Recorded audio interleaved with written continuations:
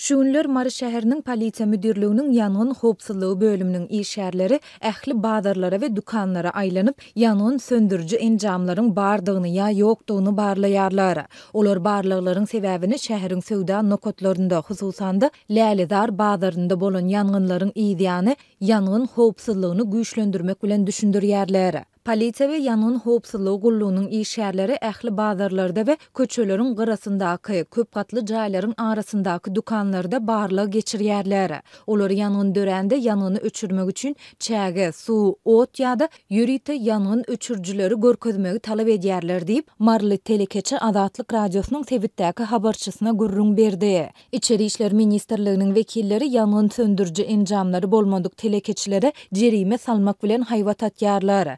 Jerimäniň muktary barada hiç ýyly maglumat bermeýärler.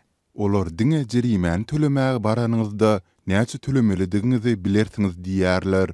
Dip başga bir telekeçi aýtdy. Telekeçiler olara ýangyn söndürüji enjamlaryň tas hiç bir söwda nokodunda ýokdugyny aýdyp, mundan ozal şeýle talabyň bolmandygyny düşündirmäge çalışýarlar. Biz ýangyn we polisiýa işgärlerinden jerime ýazmadan ozal 2-3 gün wagt bermegi ýa-da duýduruş bermegi soradyk. Ýöne biziň haýyşymyz kabul edilmedi diýip telekeçi aýtdy. Telekeçileriň sözlerine görä ýangyn we polisiýa işgärleriniň ençemesi olara jerimäni para ýa-da harit bilen hasaplaşmagy hem teklip etdiler. Olar her bir dukan söwdegäri 1000 manat para berse, onda jerime ýazmajakdyklaryny aýtdylar. Telekeçileriň arasynda para berip sypanlar ýa-da kanun goruji edarlaryndaky tanyslarına jaň edip para ýa-da harit bermekden sypanlar hem bar. Ýöne men ýaly başga bir näçe telekeçi söwdanyň pisdigini aýdyp 1000 manady bir näçe bölegi bölüp bermegi teklip etdi. Onda olar bize satyan haritlaryňyzy bilen hasaplaşaýyn. Bizem çağı wakyarys diýip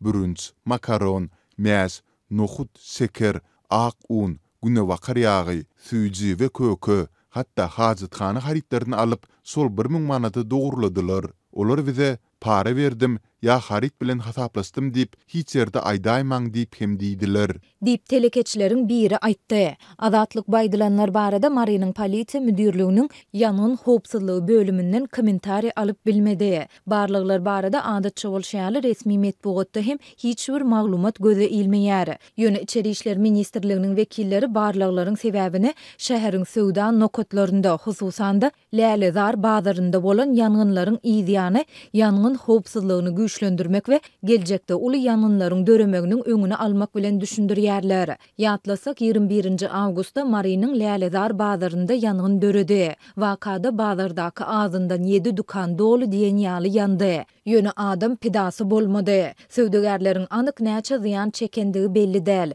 Ýöne olar takminan 20-30 000 dollarlyk söwda haritlarynyň ýanandygyny aýdýarlar. Bu dukanlaryň arasynda azyk, parfümeriýa we kosmetika haritlaryny, spirtli içgilere, tehnologik enjamlary, şolsanda mobil telefonlary satýan dukanlar bardy diýip çeşmämiz gurrun beripdi. Telekeçilere we aljylara tas 3 günläp ýapylan bazarda ýanganyň döremegine nämäniň sebäp bolandygy barada resmi maglumat berilmedi. Ýöne telekeçiler muňa elektrik üpçünçligindäki näsadlygyň sebäp bolan bolmagynyň mümkindigini aýdypdylar. Dünýäniň iň bir ýapyk we repressiw ýurtlarynyň biri hasaplanylýan Türkmenistanyň häkimetleri ýurtda bolýan ýangyn, ýol ýa tebii hadisalar barada açaçan maglumat bermeýärler. Ýöne Azatlygyň habarçylary we garaşsyz neşirler käte adam pidalaryna getirýän tehnika hadisalar we köçe ýol betbagçylyklar barada ýygy-ýygydan habar berýärler.